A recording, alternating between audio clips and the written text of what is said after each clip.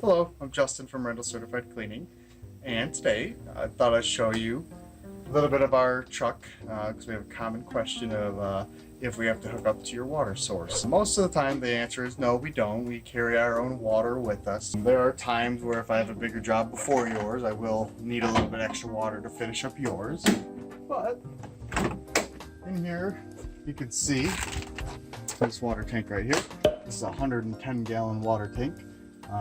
So as long as I don't need more than that to clean your house or multiple houses, I typically do not need to hook up to another water source. But yeah, we try to bring all of our own water with us to make us self-sufficient.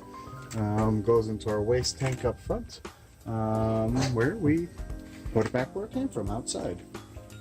But other than that, that is where our water comes from. Most of the time, I don't need to hook up to any kind of water source. I can just get it before I come to your house.